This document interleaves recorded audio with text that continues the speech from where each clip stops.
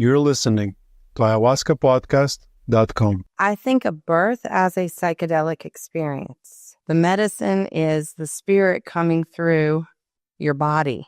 Dying is a psychedelic process.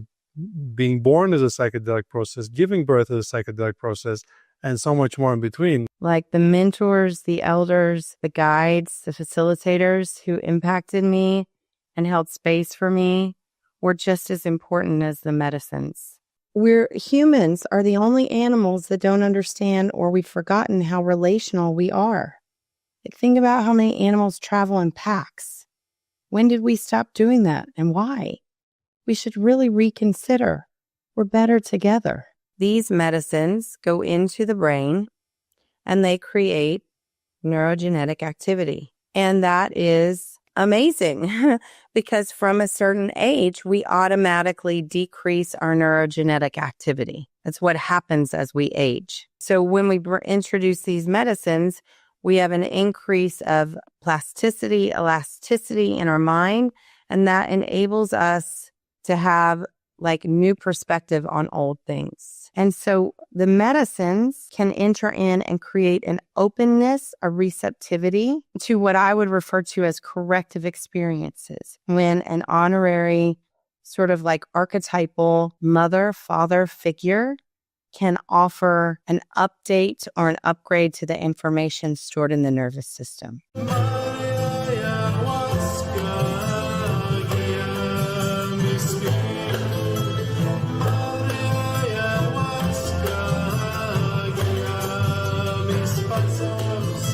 Hi guys, and welcome to Ayahuasca Podcast. As always, we're the host, Sam Believ. Today I'm having an interview with Micah Stover. Micah is a certified psychedelic somatic therapist, educator, and author, specializing in trauma healing through psychedelic-assisted therapy.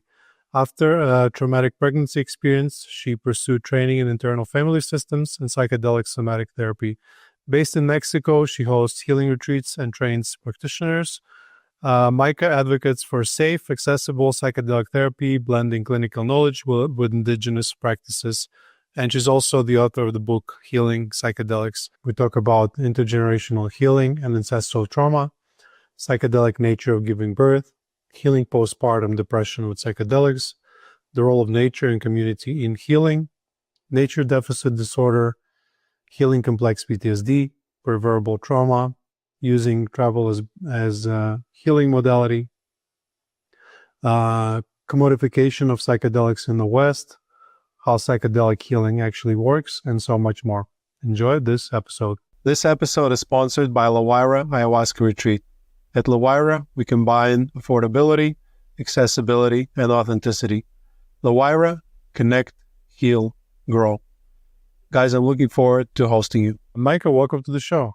Thank you. Thank you so much for having me. Micah, tell us about your story and how did you get into this line of work with the mental health and with psychedelics? Yeah, well, as you alluded in my introduction, a lot of what brought me to this particular chapter of my healing journey was a wildly traumatic pregnancy, and what that pregnancy I think unearthed for me was a whole lot of unprocessed intergenerational trauma. It's really kind of poignant and poetic the way things look when you look from the back, from hindsight. But, I'm a descendant of a lineage of midwives. And so it feels kind of somehow appropriate that this like cracking open that I experienced happened in the labor and delivery room and space. My son and I were lucky enough to make it out. We were okay. I lost one baby in that experience, a twin. And, when they sent us home, the message was, you guys made it. Like, you're survivors. You're awesome. But from a mental health standpoint, I was sort of broken. The culmination of 10 weeks in a hospital, the sort of brushed over loss of a vanishing twin, and the fragility of a tiny preemie, plus at like a resurgent of what I have come to understand as ancestral ghosts sort of screaming for help was a lot. And I had some psychedelic experiences in the past, And I don't know if that was enough that it left like a footnote in my psyche, but I just felt a very clear call. That's the way to heal enough to be a good mom was going to require some pretty powerful tools. I feel you. Sorry to hear that, and sorry to hear about losing one of the twins. I'm married as well, and we have 3 kids, and I've had from the husband's perspective, plenty of postpartum depression, and we had a miscarriage. Our first kid, we lost our first kid. But we do have 3 healthy kids now. Why do you think that happens? Like in your journey of understanding it, why do you think birthing a new child triggers that healing process? Do you have any thoughts about it? Because I think about it and I just don't understand why in such a vulnerable moment, and how do we take this chaos and this difficult moment as opportunity for healing? Just talk to us about that. God, I could talk to you about this all day. Where to begin? I think of birth as a psychedelic experience. If we define psychedelic experience as our sense of I, our sense of self, our ego dissolving, our whole sense of time and space, and where we fit in it being redefined, as a woman giving birth, you're there, and that's the ceremony. The medicine is the spirit coming through your body.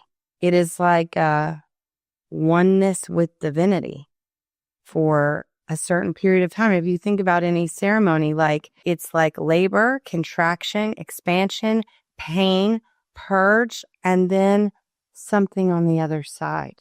And what felt to me like awoken out of that unexpected way for the birth to go was just a great call to understand epigenetically, how do these intergenerational trauma threads weave through time and space?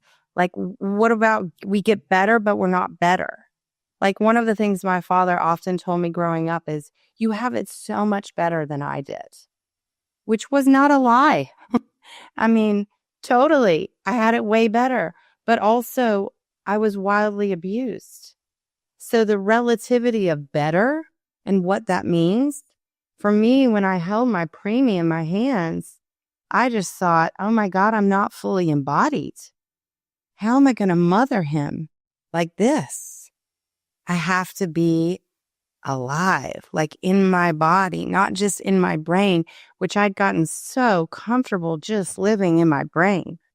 For me, my oldest now is 9.5, and all of my children are my best teachers, and each of their birth stories have been invitations for me to just come so much closer, just any sort of cosmological design understanding that there is. I don't know if it's my lineage or what, but I felt a strong connection to all of my babies they're not babies anymore, but I met them before they came to me, as spirits in dreams and ceremonies. And so my relationship with them began before they had a physical form. And I think a lot that's what conscious parenting is. It begins before they're born. But so many of us don't even know that we can have these kinds of interdimensional dialogues. Yeah.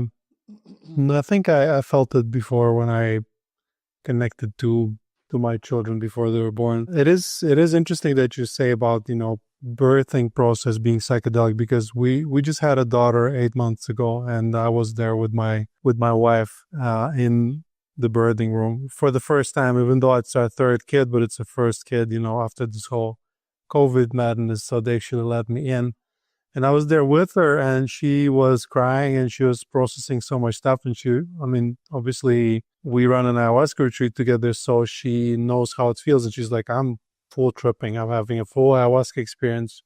It's very DMT and not just that, but it was a very productive experience where she was grieving some things and processing. And what I'm realizing more and more also through this podcast as I interview people, dying is a psychedelic process, being born is a psychedelic process, giving birth is a psychedelic process, and so much more in between. Like eventually it's like what is not psychedelic, or like what is more normal, the psychedelic states or common states. I think that that's such a good thing. Like I always tell people, like I think one of the things I've come to understand is that we've got to shift away from this living for a ceremony and understanding that life is the ceremony. So like you're saying, like it's a cadence, it's a frequency, it's a vibration. And how do we bring that to everything? I think our kids are really good teachers for that because they're so purely still connected to the source. How long did your postpartum depression last, or if you can maybe give it time, because I know it can be difficult to scope. I mean, I would say for the first like solid year of my oldest life, I was like teetering on a fine line between sanity, breakdown, breakthrough, like right on that tightrope in between, where some days I felt like, I don't know if I can be this epigenetic guard. I don't know how to quell the ancestor cries. And also, I feel like this is my assignment. And it was madness in there, but also like with a sense of purpose and love that I'd never felt to drive me, like the love you have for your child.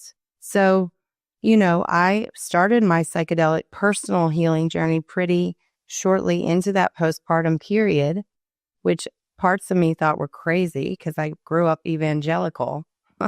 So, I was breaking a lot of rules, but I just felt called to that, and it was through those experiences that I feel like, I was told, do not have any more children. You had like the most traumatic, dangerous pregnancy and birth ever. Don't do that again. Please, for all of our sakes. I got pregnant again.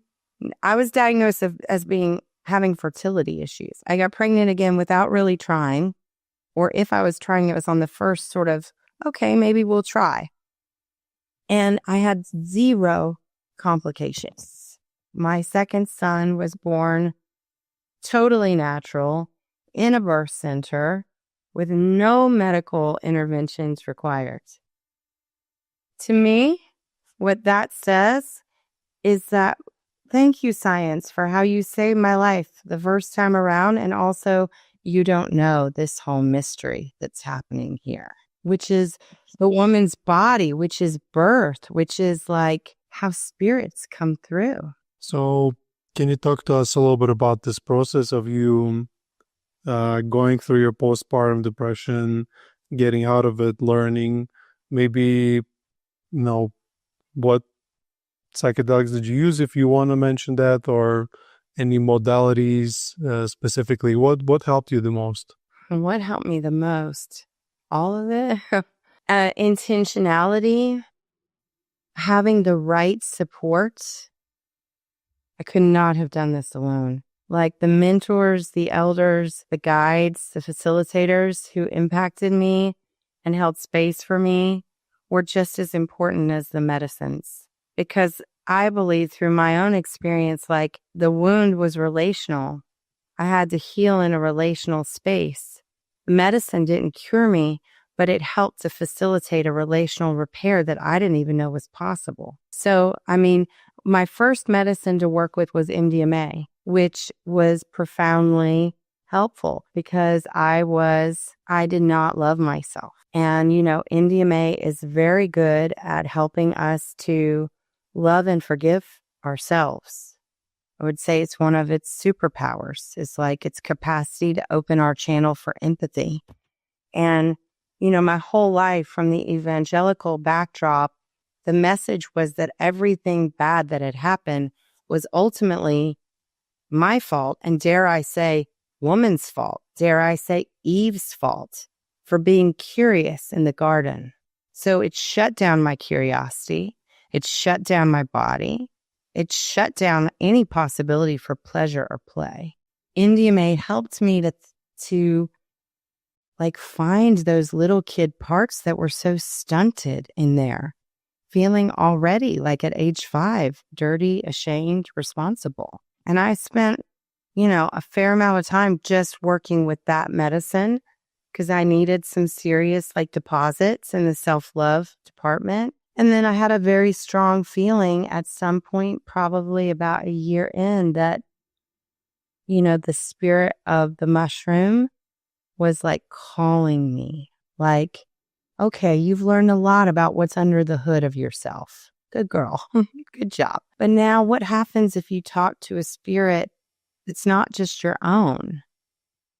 And I really believe psilocybin is a spirit. It's a relationship. So I began a relational journey with the spirit that is psilocybin. And to me, that spirit showed up as Earth Mother, as Pachamama. And that repair job was so deep and profound. I don't think I'd ever been mothered like that before. It feels like being mothered by the earth, like her helping me see what I didn't have, feel what secure attachment is, see through myriad examples, like a kaleidoscope of pictures in nature of how animals are as mothers, be it the otter, be it the lion. There are pictures of motherhood everywhere we look in the natural world. And so I think a lot of it was seeing all of that helped me come out of the lack of my family system didn't teach me this. So how am I going to ever do it? Meanwhile, nature has abundant examples for me to draw from, learn from. So you learn a lot from nature. You say a phrase that I really like, which is nature deficit disorder. Can you talk to us about that? Why do we have it? God bless. I appreciate technology. Here we are having this lovely conversation thanks to that. But also, how much time do we spend now on these machines versus in the natural world? You know what I mean? And I just think that maybe it was all the time I spent in Mexico. Maybe it was the curanderas who I had the opportunity to be taught and stewarded by there. But, there was a very strong message that there are these 3 pillars to being solid. One of them is your connection to the earth as mother. The second is your connection to your village. We don't do this alone.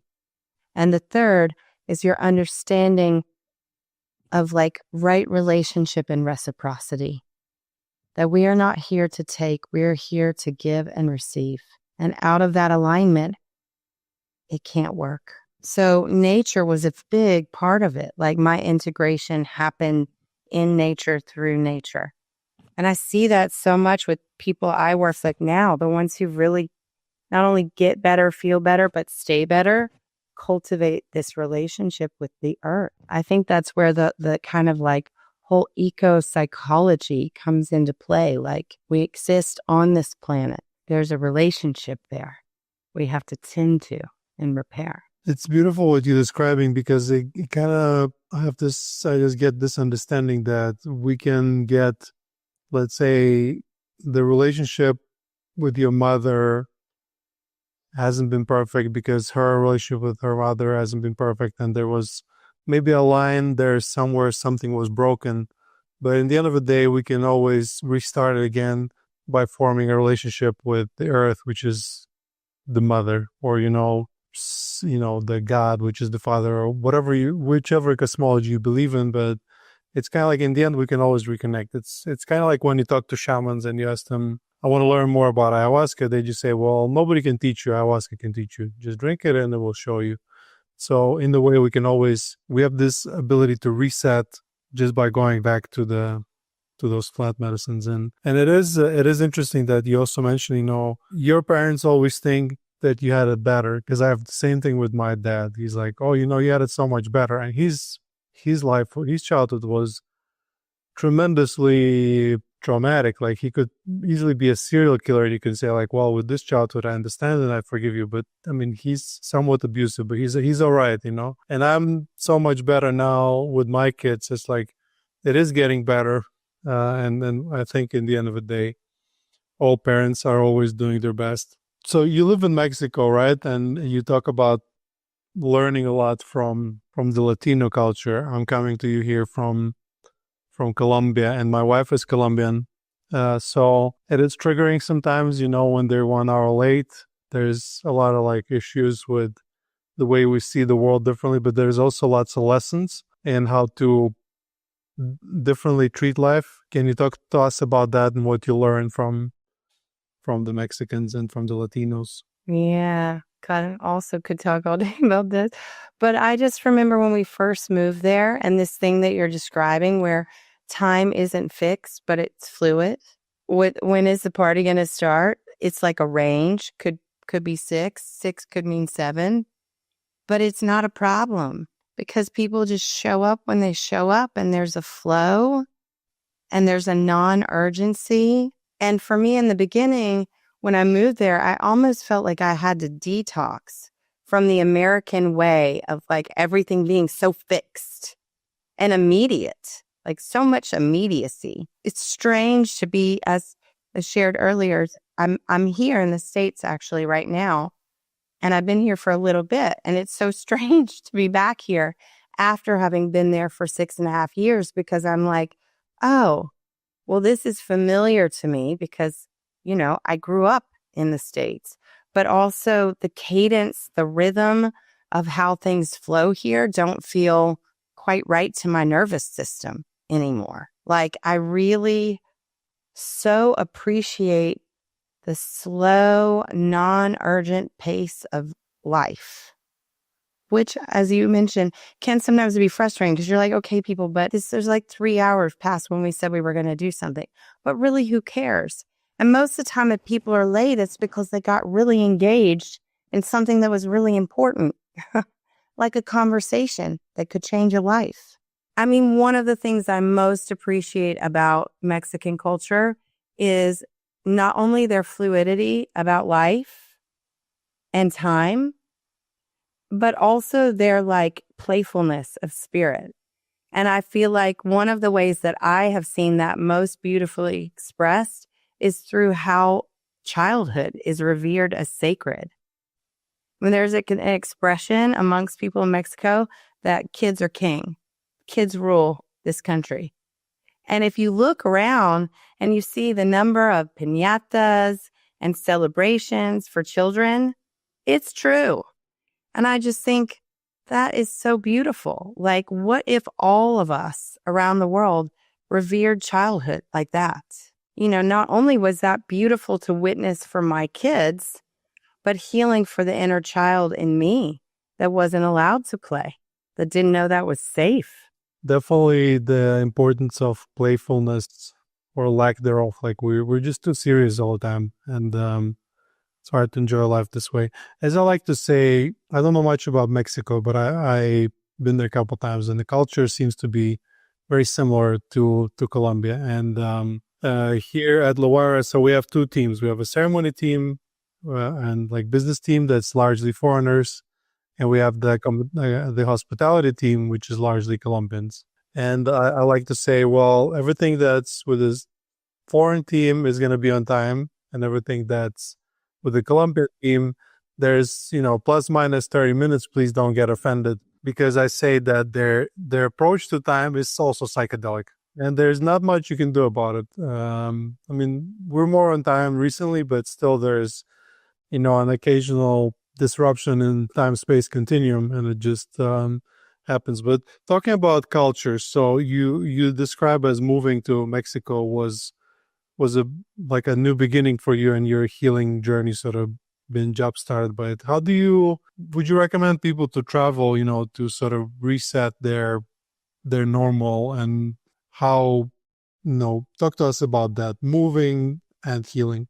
Yeah. I mean, I feel like travel is another one we could put under the umbrella of psychedelic experience, right? Because again, our concept of self, our relationship to language, time, space, food, everything that makes us have a sense of I is shifted when we travel. And I think that is so valuable. It's humanizing. It's instructive. Like to have the opportunity, I spent 6 years in Mexico. I will continue to spend time there now. I spent 5 years in Asia. Like, these experiences define my life. I always recommend people travel as a mechanism for healing themselves and understanding humanity better. And as you traveled, you describe of finding your village. Talk to us about that. What does it mean, and why should everyone have a village? There's a book, I talk about this book a lot because it's one of the like top 5 for me of life changing, called The Wild Edge of Sorrow. And one of the quotes in that book says, "It is our greatest grief that the village did not appear. Not only were we longing for a mother and a father, but really 2 people never would have been enough. Because what we wanted was the whole village to hold our hands. So it is our greatest grief that the village did not appear." Never before have I read, that resonates with such depth in my soul. Like, we need the village. Humans are the only animals that don't understand, or we've forgotten how relational we are. Like, think about how many animals travel in packs. When did we stop doing that, and why? We should really reconsider. We're better together. The village is essential. I always tell people, if they contact me and they want to work with me as a guide, as a supporter, we can't do it until we make the village. And I'm not big enough to be your village. I'll be one in the village, but who else? And then when people are like, I don't know, there is no village, like in America, for example. I'm like, well, the earth is mother is a great place to start. Yeah, we have more people than ever now on the earth, but we're lonelier than we ever been. And I've just just bought the book on Audible. I'm gonna check it out. I'm always impressed with people that quote stuff from the books. It's like I recently interviewed Gabor Mate, and he just starts, to quote the books. I'm so impressed. I need to learn some passages myself because I feel not knowing stuff deep enough. So yeah, I totally agree with you regarding the importance of the community, and that we're tribal animals that for some reason forgot that we were tribal, and now, there's nothing natural about a couple having to deal with 3 kids, for example, without any support, because it's just too much for, it's lovely to spend a few hours a day with a kid because it's invigorating, it's beautiful. But if you have to do 24 hours, then you get burned out because, kids, they just operate on a different revolutions. They go fast, and they're a lot. But I think the community is even more important with work with plant medicines or psychedelics. Like, for example, here at Loara, we notice that like big part of the healing comes from the community. When you take people together and you make a fire in the middle and you give them psychedelics, all of a sudden they revert to this natural mode of being, and they start supporting each other, and it's just so healing. So can you talk to us about that? Like, what have you noticed in your own work regarding like one-on-one work or group work and the importance of the community? Yeah. Well, I have a lot of thoughts on this too. So I think there is a necessity to evolve in our healing to being in a relational space with a group, because I do ultimately think one of the measures of healing is, can we be in a village relational context again? All this hyper individuation is a trauma response. So now, that being said, I work with a lot of people who have very complex PTSD, meaning that their PTSD didn't just happen after one recent event. They don't even have a memory in their psyche in this lifetime, in this body, where they felt safe in relationship, where they knew secure attachment. So when people come to me in that space, I don't necessarily recommend that they go do group work first. Why? Not because it's not good, but because I want them to have an opportunity to process what's going on within their sovereign self before they go into a group with others. Because if you put a lot of people into a space together who have complex trauma that's not been processed, you're going to get a lot of what I would call transferential projections, meaning the wounds of the past projected onto the canvas of another. And that's beautiful ultimately, because then we can potentially repair. But if people haven't processed their trauma or been held at all in one safe space with secure attachment, they might get overwhelmed in a group. So I kind of think of it as like a graduation. We start here. We find the sovereign inside ourselves. We come to understand our shadows, our lights, how we project out and onto others. And then with that awareness, we go with great discernment into group, not throwing it everywhere, but like recognizing and being able to talk with like intention and consciousness. Like, oh, when you said that, that triggered this thing in me. And I wonder if we could explore it together. But it takes a lot of preliminary work, I think, for people to be able and ready to do that in a group context safely, transformatively. I know that you work with curanderas, kind of like back to the topic of the tribe a little bit. I guess every tribe used to have curanderas. So what have you learned from there about, how to work with plant medicines properly, traditionally? What are the main sort of lessons and differences, for example, from the Western approach to psychedelics? In some ways, almost every way. Let me give you an example. I remember one of the first curanderas I met when I moved to Mexico. And I was telling her, because I had studied the MAPS model for working with MDMA. And I was telling her how, I do this, and then I wait like 6 weeks, and then I have another session, and then I wait like 6 more weeks, and then I do another one, and I'm integrating in between. And she thought it was hysterical. And I was like, well, why are you laughing? And she was like, well, I just don't understand how anyone would ever think that you wouldn't forget everything that you learned in that 6 weeks.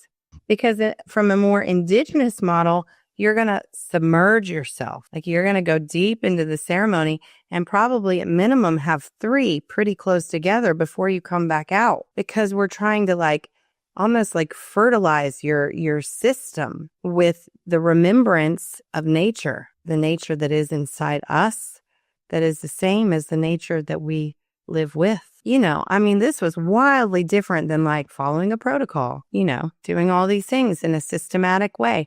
Once again, it's sort of the same vein as what we were talking about before, things flow, as opposed to one of the things that worries me most about the clinical movement of psychedelics now is the commodification of something sacred, the protocolizing of something sacred. There's a big difference between a protocol and a ritual. But I don't know if in a Western context, people really get this sense, okay, if you burn Palo Santo, but you're not in the set or setting that's indigenous to that, is it have the same ritualistic impact? I don't know. Maybe it can. For me, I needed to be there. I needed to feel the whole thing and just be pummeled by it in the best way possible. Yeah, for some reason, we always try to reinvent the bicycle. It's psychedelics have been done for thousands of years. There are existing traditions. Let's just learn from them. No, but we know better. Let's give you a mask and put you on a couch and put you in a room and with the 2 therapists or whatever and just charge you ton loads of money because it's fancy. Yeah, there's definitely value in that model, but I just hope that eventually people that work with plant medicines, they will just try and bridge and find a perfect combination of Western and Eastern, combine plant medicines in a traditional indigenous setting, but then add some talk therapy or integration, which is a beautiful combination. It works really well. I asked that question to all the people that wrote books about psychedelics, because obviously you analyze the topic really well. And your book specifically, Healing Psychedelics, is about how to heal with psychedelics. So my question is, how do you describe psychedelics? How do they work? What is the mechanism in your opinion? Well, scientifically speaking, and I want to be clear that I'm not bashing clinical protocols in science, because I also love that stuff too. I really resonated with what you said about, I think of that in my own sort of self-identity as someone in this body of work. How can I be a steward who is a hybrid? Meaning, I'm walking with the learnings of both of those, the science and the more indigenous spirit of the work. But to get to your question about how it works, scientifically, I can explain it in terms of these medicines go into the brain and they create neurogenetic activity. And that is amazing because from a certain age, we automatically decrease our neurogenetic activity. That's what happens as we age. So when we introduce these medicines, we have an increase of plasticity, elasticity in our mind, and that enables us to have like new perspective on old things. And from the point of view of curanderas, how would you explain it? That you're remembering you are a primal creature. You are an animal in a body, and that you belong to yourself and the earth. And if you can return to the wisdom of the wild, everything will be fine. Your answers aren't up here. They're in here. They're in the earth. And I think the beauty of that is that both of those things are true. The science and the spirit. Yeah, because we have a physical body and we have our emotional body and we have our soul, and those are just describing like different layers, different depth. Let's talk a little bit about trauma. You mentioned complex PTSD. You yourself have this religious trauma with evangelical background. What is trauma? How does one identify trauma, and how does one heal trauma with help of plant medicines or psychedelics? Complex trauma in particular, as I was saying before, is when people there was never any safety. And there was never this golden period where everything was safe and then it fell apart. Complex trauma is usually marked or distinguished by there was an absence of safety and secure attachment from the very beginning, where PTSD might be more like an isolated event that happened and then that creates trauma. So I think I work mostly with complex PTSD survivors. That means that, we are going back often to the very beginning. Sometimes it can be to preverbal in utero trauma. Sometimes it can be early childhood, adolescence. And really, often I think of my work when I'm working, I'm drawing from the same well as when I am mother to my children, because survivors of complex trauma have living inside them like a complex world of little kid parts that were stunted in their development because they did not get the maternal, paternal reflection needed to develop. And so the medicines can enter in and create an openness, a receptivity to what I would refer to as corrective experiences, when an honorary sort of like archetypal mother, father figure can offer an update or an upgrade to the information stored in the nervous system. Like, for example, to make it concrete, that can be as simple as saying to someone who's felt responsible their whole life, like me, for everything that happened, this was not your fault. None of it was your fault. And then asking them, what do you feel in your body when I say that? And really inviting them to have this opportunity to explore how much their body organically, naturally responds to that right information. Like, we want to heal. We just need the support and the safety for it to happen. So you mentioned preverbal trauma. How does one access those states, and how can one heal something so early, so deep, so, let's say, animalistic brain, so to speak? I'll use myself as an example to make something that would otherwise be very esoteric a little bit more concrete, hopefully. But I actually think, I'm sure you're familiar with Bessel van der Kolk, the body keeps a score. I actually believe that the body remembers everything, that the mind sometimes works to forget. So like, for example, a very impactful healing sessions that I had, I relived the experience of being born, like being pulled out with forceps, being pulled out of this dark space that felt safe and encapsulated into chaos, and then handed to not my mother, but my father. And I felt in my body, he doesn't want me. I don't remember any of that cognitively, but because I think that neurogenetic activity makes us be able to access stuff that our cognitive, linguistic, narrative brain can't recall. Doesn't mean it's not there. That shit was real.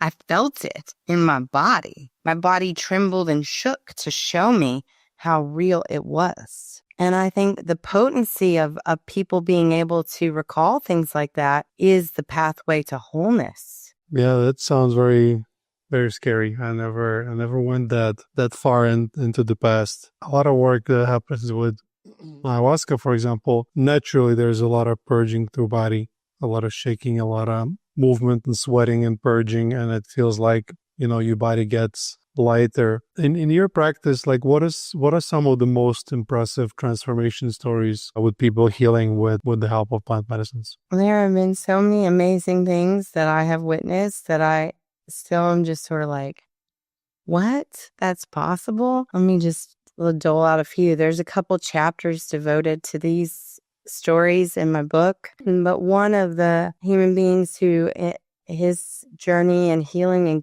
getting to be part of that has impacted me the most. The first time I met him, he was not able to physically walk, and so in a wheelchair. This was even before medicine.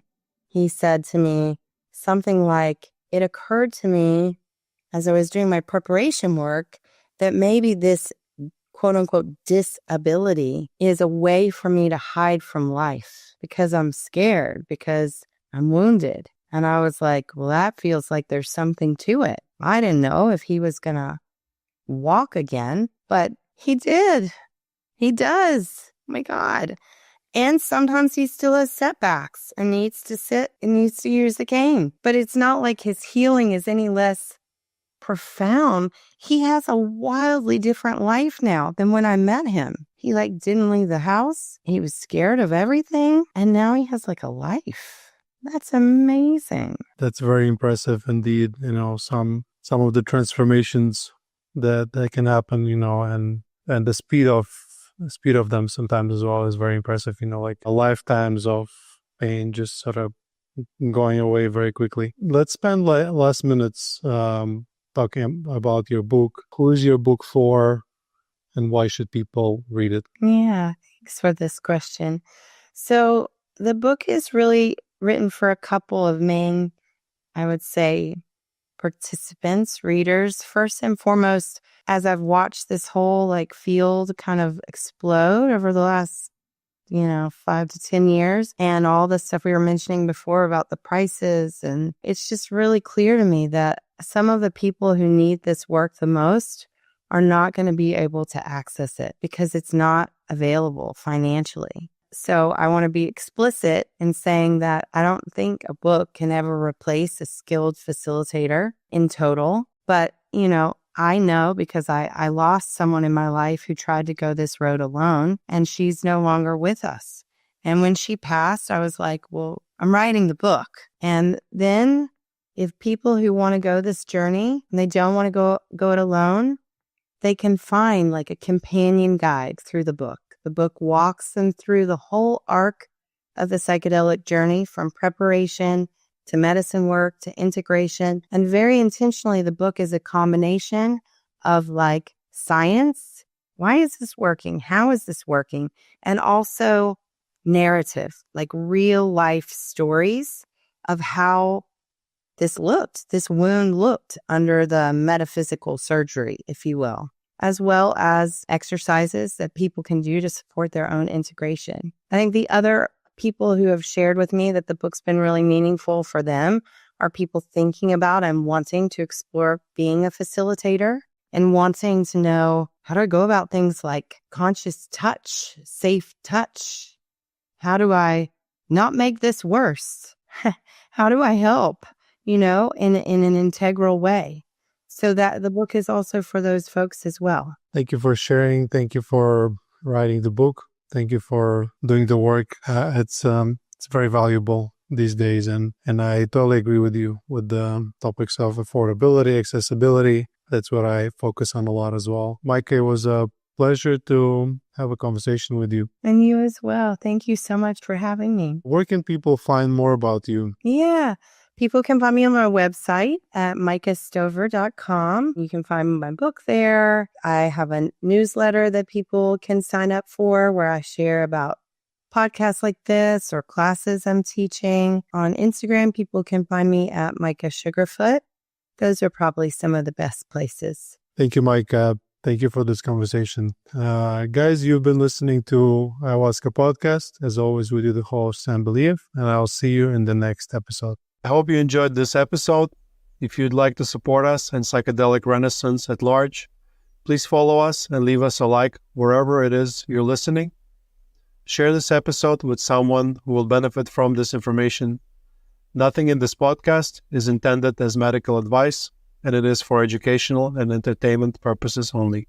This episode is sponsored by La Huayra Ayahuasca Retreat. At La Huayra, we combine affordability, accessibility, and authenticity. La Huayra, connect, heal, grow. Guys, I'm looking forward to hosting you.